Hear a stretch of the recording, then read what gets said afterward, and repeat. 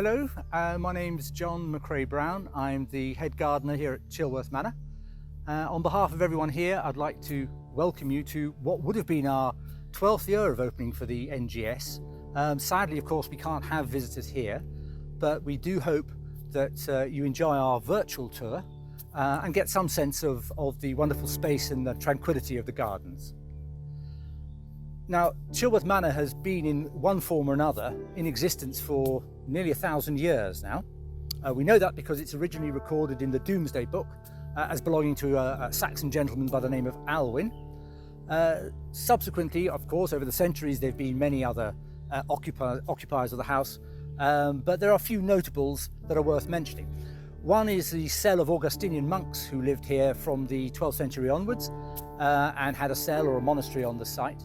And the original stew ponds that belonged to the monastery are still in existence in the garden to this day. In the 17th century, the property was owned by a Randall family who managed the gunpowder mills on the Tillingbourne River below us in the valley, and it is they who built the wonderful front part of the house in the 1650s. In the 1720s, the property was acquired by Sarah, Duchess of Marlborough, who some of you may know from the Oscar-winning film The Favourite, and she built the Queen Anne style rear part of the house that you will see festooned with wonderful wisteria floribunda. She's also largely responsible for the development of the spectacular terraced walled garden to the rear of the house.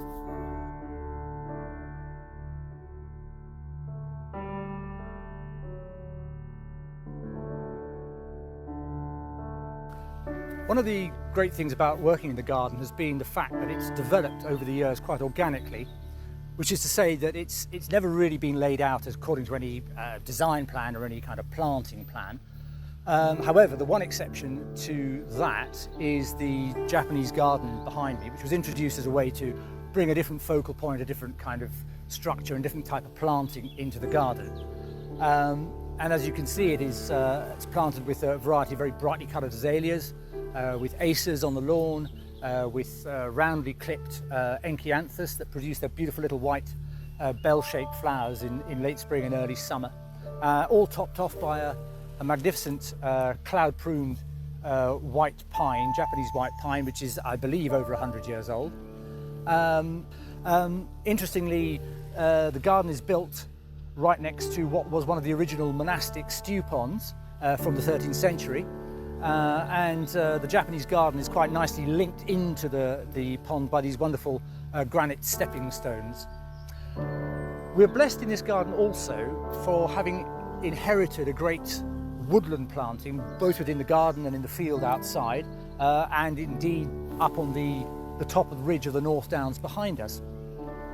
Of the various wonderful trees we have in the garden, one of the most notable is the redwood just on my left here. It's the coastal redwood, the Sequoia sempervirens, which was introduced to the country in about 1855, and ours has been variously dated to about 150 to 170 years old, which makes it one of the first seedlings to get planted here. It's a magnificent height of 40 metres, and I'm reliably informed that one of the biggest trees in the country is only at 47 metres, so we are a contender for one of the biggest in the country.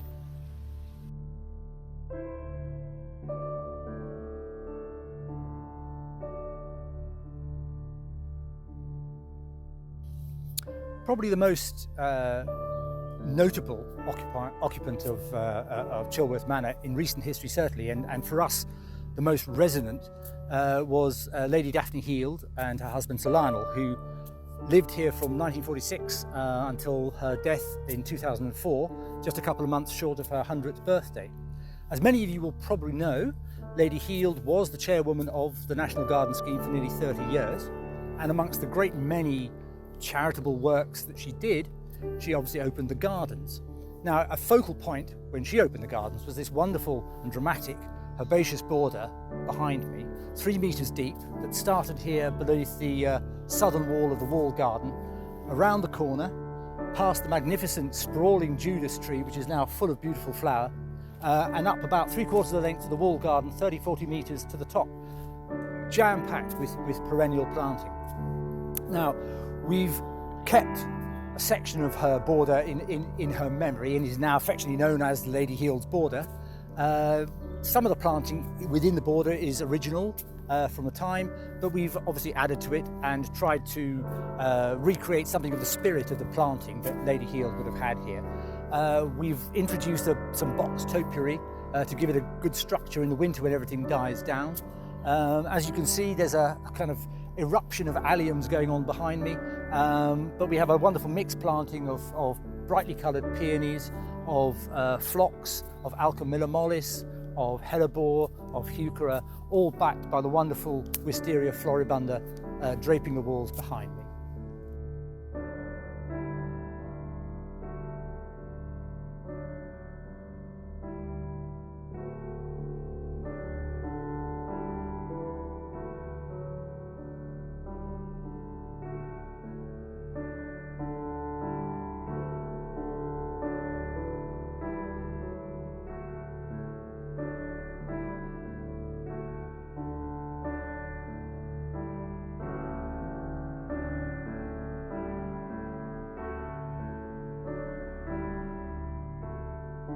So here we are in the magnificent terraced wall garden that was developed by the Duchess of Marlborough in the early part of the 18th century. Of all the places in the garden, this is the real jewel of the crown in Chilworth Manor, but it's also the place where perhaps most of the intensive focus of planting and structure has taken place. Originally, many of the borders and the margins of the lawns were planted with very old decaying apple trees and pear trees, and a lot was overgrown. The impetus here was really to kind of open up the garden as much as possible to see more of its structure, more of the walls, and in an endeavour to do that, a lot of the fruit trees were taken out, either because they were too old or because they were then transplanted to an orchard area or down to the woodland garden itself. We introduced back into the garden smaller scale fruit trees, the quinces on either side. We've done a lot of planting work with box in the beds to give it a great structure in the winter.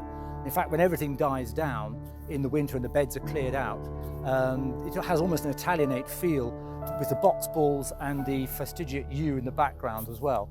And it really shows off the structure of the garden magnificently.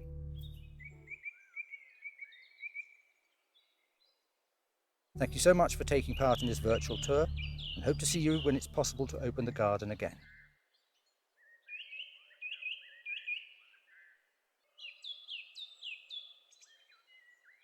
A recent addition to Chilworth Manor is the Vineyard, established in 2013.